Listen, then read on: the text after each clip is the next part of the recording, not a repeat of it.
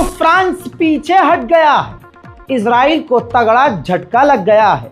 बता दूं कि अब तक फ्रांस जमकर हथियार दे रहा था इजराइल को और भारी भरकम हथियार देने में कोई कोताही नहीं कर रहा था, लेकिन फ्रांस में हो रहे प्रदर्शन ने फ्रांस की कमर तोड़ी है, फ्रांस की सरकार को डराया है और फ्रांस में हो रहे प्रदर्शन काफी कामयाब हुए हैं। अब फ्रांस ने आधिकारिक तौर पर बताया है कि सिर्फ उतने ही हथियार इजराइल को दे रहे हैं जिसके तहत हमारे उससे बस रिश्ते ना टूटें, बाकी तमाम हथियार भारी मात्रा में हमने फ्रांस को देना बंद कर दिए हैं पूरी तरह से।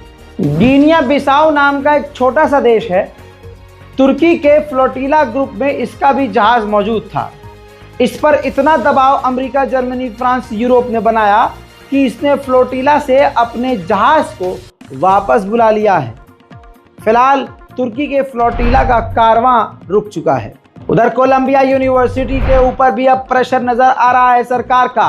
अब कोलंबिया यूनिवर्सिटी उन तमाम छात्रों को रेस्टिकेट कर रही है, निकाल रही है जो फिलिस्तीन के लिए प्रदर्शन में उनके शामिल थे। दोस्तों, ब्रिटेन का एक ग्रुप है जो कि गाजा में एक्टिव है। तस्वीरें आपके सामने।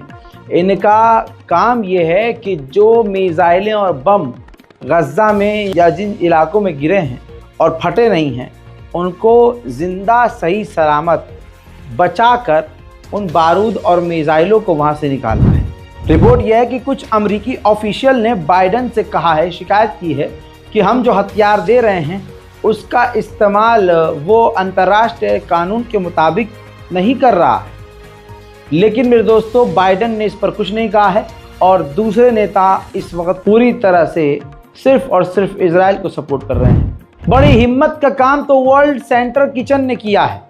उसके 7 कार्यकर्ता बुरी तरह से मारे गए, सदमे से बाहर नहीं निकल पाया, लेकिन फिर भी इस संगठन ने दोबारा से गजा में लोगों को खाना खिलाने का, उनको मदद पहुंचाने का काम शुरू कर दिया है। हजरात मोहतरम, इजराइल के 2 फौजी बुरी तरह से मारे गए हैं और सैकड़ों लोग घायल हैं। तस्वीरें देख लीजिए, जिनको एयरलिफ्ट करके इजराइल ले जाया जा रहा है इलाज के लिए।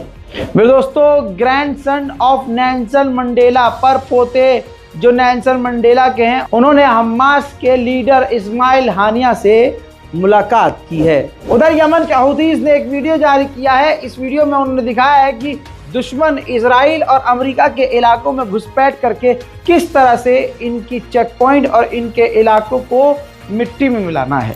उधर मेरे दोस्तों, सैटेलाइट इमेज आपके सामने रख रहा हूँ। सैटेलाइट इमेज से खुलासा हो रहा है कि अब हूतीज यानी यमन के जो लड़ाके हैं वो भी जमीन के ऊपर नहीं बल्कि जमीन के अंदर गुफा बनाकर छिप रहे हैं और वहीं से खतरनाक हमले कर रहे हैं। वहीं बात करें इजराइल की, तो इजराइल ने ये वीडियो जारी किया है जिसमें उसने बताया है कि उसने यानी इजराइल ने हमास के 2 और टनल्स बर्बाद किए हैं। अंतर्राष्ट्रीय कानून का उल्लंघन करते हुए इजराइल ने गाजा के 75% पानी के सोर्स, पानी के जो एरिया हैं उनको पूरी तरह से तबाह कर दिया है, जिसकी वजह से गाजा में पानी की किल्लत हो रही है। पूरे गाजा में इकलौता कैंसर पेशेंट्स के लिए एक ही हॉस्पिटल था जिसे इजराइल के सैनिकों ने, तस्वीरें देख ली, इजराइल के सैनिकों ने मिलिट्री बेस और अपना सैन्य अड्डा बना लिया है। उधर इजराइल के मिनिस्टर को देख लीजिए, राफा नाउ लिखकर ट्वीट कर रहे हैं, यानी इजराइल के मिनिस्टर नेतन्याहू से कह रहे हैं कि रफा में घुसिए।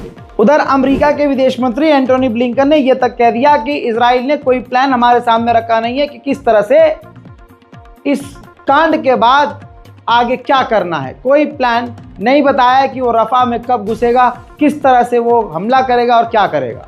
जैसा मैंने आपसे कहा कि गाजा में प्यास के लिए लोग परेशान हैं, पानी के लिए लोग परेशान हैं। देखिए किस तरह से लंबी लाइन लगी हुई है एक गिलास पानी के लिए।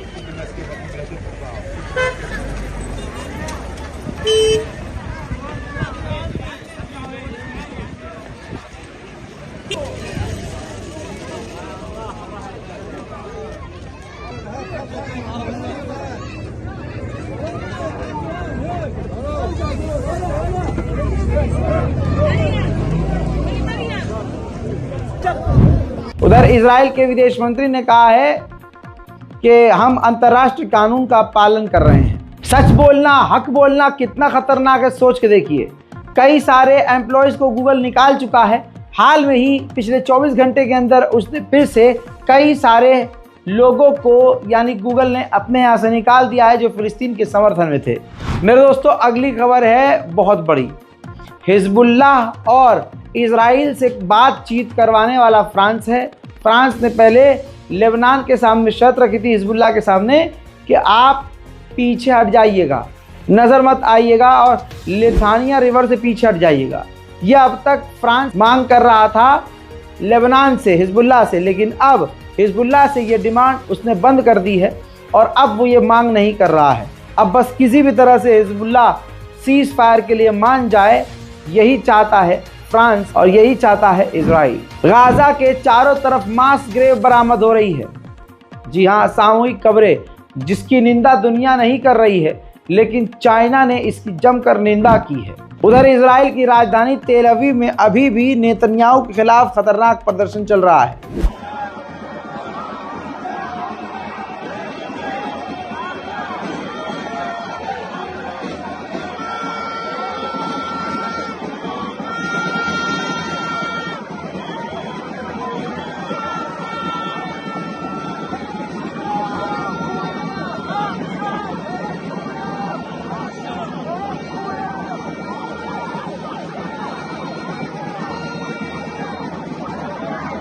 अमरीकी पब्लिक पोल के मुताबिक अमेरिका के 70% लोग चाहते हैं कि रफ़ा के अंदर घुसकर इजराइल कत्लेआम मचा दे। तो यानी इजराइल, अमेरिका के लोग भी कितने बड़े हैवान हैं वो समझिए।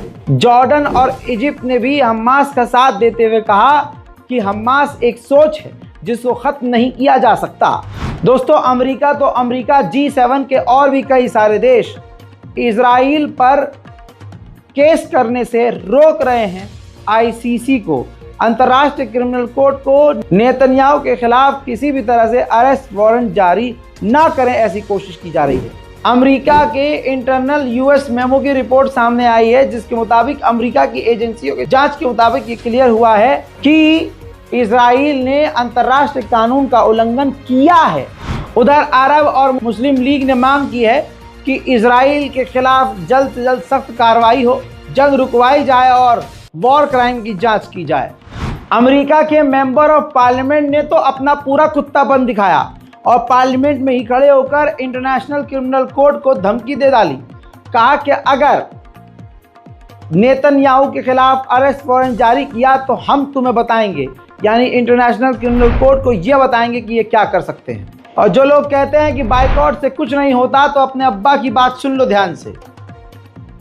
बाइकॉट की वजह से KFC के 100 आउटलेट्स मलेशिया में बंद होने वाले हैं। जी हाँ मेरे दोस्तों। उधर यूरोपीय यूनियन फॉरेन पॉलिसी की चीफ ने कहा कि अगले ही हफ्ते या महीने तक कई सारे देश, 4 से 5 यूरोप के देश फिलिस्तीन को मान्यता दे देंगे। मेरे दोस्तों, इजराइल के बहुत सारे सैनिक गजा से वापस आए हैं। अब इजराइल उनको दोबारा गाज़ा में भेजना चाहता है। अब 30 से 40 सैनिक मना कर रहे हैं कि वो गाज़ा में नहीं जाना चाहते। उनमें से कई सारे सैनिक कह रहे हैं कि हम बीमार हैं, कोई कह रहा है मेंटली डिस्टर्ब है, कोई कह रहा है कि अभी तो आए हैं और हम जाना नहीं चाहते।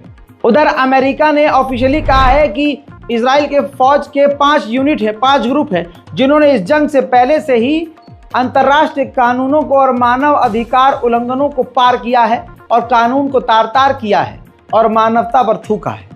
इसके खिलाफ जांच की जाएगी। फिर दोस्तों, ये बारकोड याद रखिएगा, इस बारकोड को स्कैन कीजिए। फिलिस्तीन तक अगर आपको मदद पहुंचानी है तो जो भी आपके पास फंड है, जो करना चाहते थे आप डोनेट कर सकते हैं और ज़्यादा से ज़्यादा इस रिपोर्ट को शेयर कीजिएगा। बारकोड अगर काम ना करे तो नीचे अकाउंट नंबर पर आप ट्रांसफ़र कर सकते हैं। मैं हूँ रज़ा और आप देख रहे थे रज़ाग्राफी। जय हिंद।